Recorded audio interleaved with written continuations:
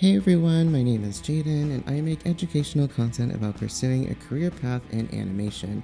So if you'd like to learn more from interviews with professionals, portfolio tips, commentaries, make sure to subscribe and hit that bell notification to tune in to future videos.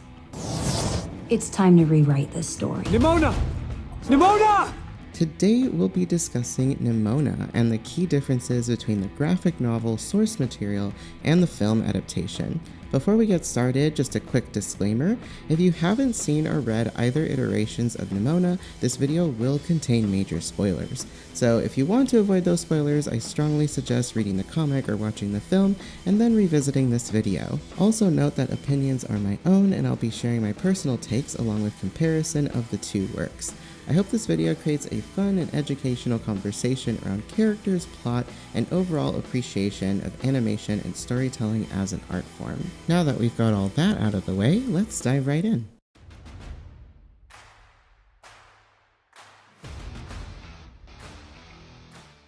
The film adaptation has a 3D style with 2D cel-shaded elements, while the comic has a simpler, noodly Adventure Time-esque aesthetic. Looking at the designs of the characters, there's some pretty stark changes that were made. With Nimona, her design was kept pretty true to the comic, aside from the obvious stylistic differences.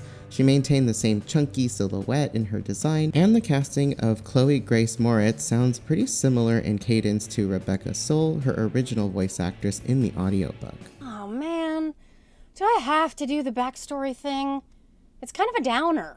Yeah, do you like it? I thought a visual aid would really make my resume pop. I've lost everything. The man I love, my best friend. In the graphic novel, Ballister and Ambrosius are presumed to be European at best. If you've ever listened to the audiobook for the comic, they both have British accents, but in the film adaptation, both characters' designs were heavily modeled after the voice actors portraying them, making for a more diverse cast. Golden Loin went through the most physical change, having a short buzz cut as opposed to his long flowing golden hair in the comic. He was made to resemble Gloreth to make his ancestry to her more apparent. They both have much more detail in their armor, with Ballister keeping his cape and Ambrosius not having one anymore. I personally love that the film went in a different direction in portraying him as Asian, and Ballister representing Riz Ahmed's British-Pakistani roots. Decision that was important to me was to try and play the role in something close to my own accent. I felt when this story is all about someone who wants to be accepted and is afraid of not fitting in, it would be almost hypocritical of me to try and cover up my accent. Thought it would be good if he kind of stands out in that way. The director is played by Frances Conroy in the film and January Lavoie in the audiobook. The movie version of her design is more detailed and historically accurate, and she sports blonde hair styled into buns.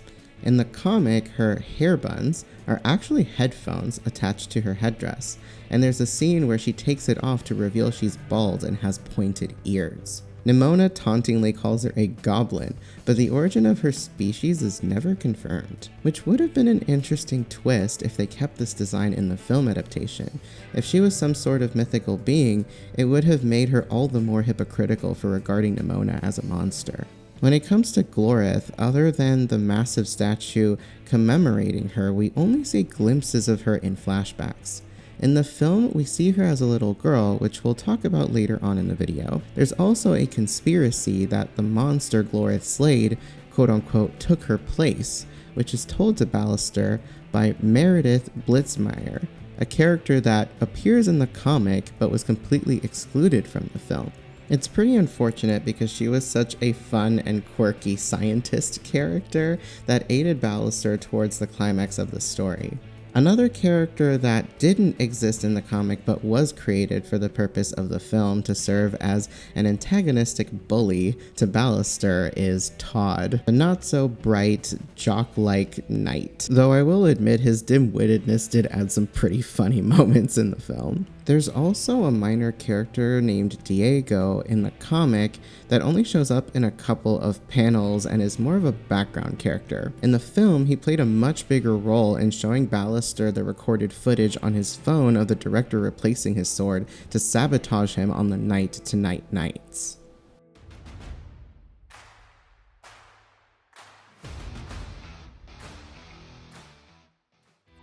In the graphic novel, it's not clear right away that it's a medieval, futuristic world, until you see the characters using technology despite wearing armor and speaking an old-timey language. When I first read the book, I was confused because I saw these knights and merchants and stuff, but also they had television broadcasting, and I was like, wait, they use technology? What? So the emphasis on technology is much more prominent in the film as we get to see more of the environments, the city, and vehicles in one of the very first opening scenes. The setting highly resembles a futuristic New York Times Square with massive screen billboards and people spilling into the streets for the big event, the Night to Night Nights. There's also some slight differences between the institution versus the institute. How it's referred to in the books is implied that the director may have founded the institution to conduct experiments on people, while in the movie, the institute is referred to as the academy that trains the knights to defend the kingdom.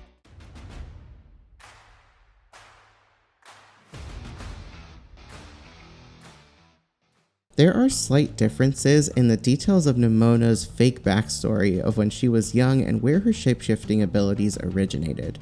The comic illustrates a witch stuck in a well who granted Nimona's wish of turning her into a dragon to fight off invaders in her village in exchange for helping the witch get out of the well. In the movie, she tells a similar story of making a wish on a coin thrown in a well, but with the added layer of sarcasm and sass.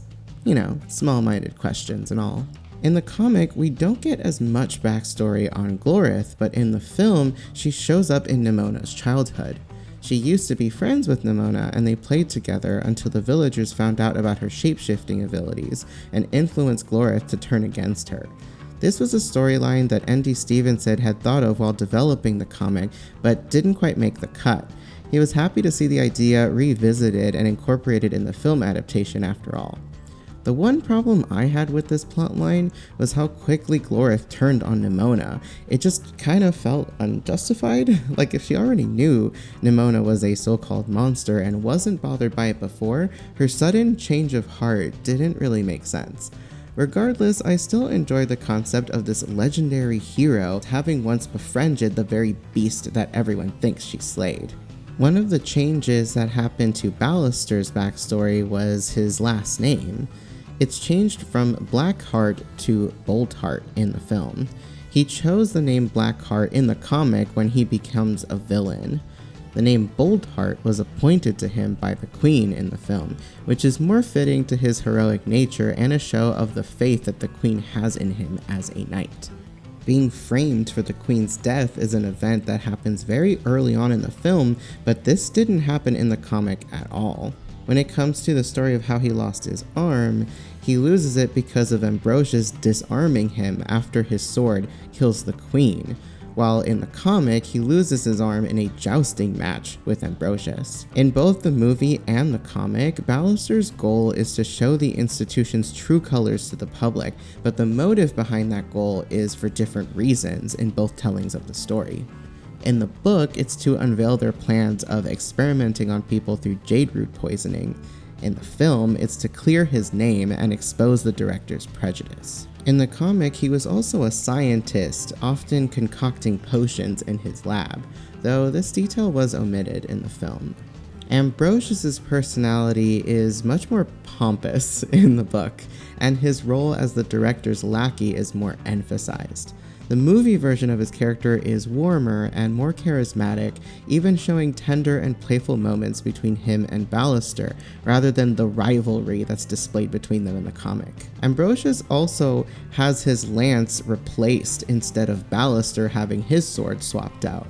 That same lance then becomes weaponized during their jousting match, resulting in Ballister losing his arm. In both versions of the story, he's ordered to kill Nimona and meets with Ballister in secret to warn him about it, though their interaction goes slightly different. In the comic, they kind of have a little tussle and end up fighting each other a little bit, with Ballister walking away with a couple of bruises. Their interaction goes a little bit more endearingly in the film, with Ambrosius having a moment of vulnerability and demonstrating to Ballister how concerned he is for his safety. Which brings me to the next change in the character's backstory, Ballister and Ambrosius' relationship.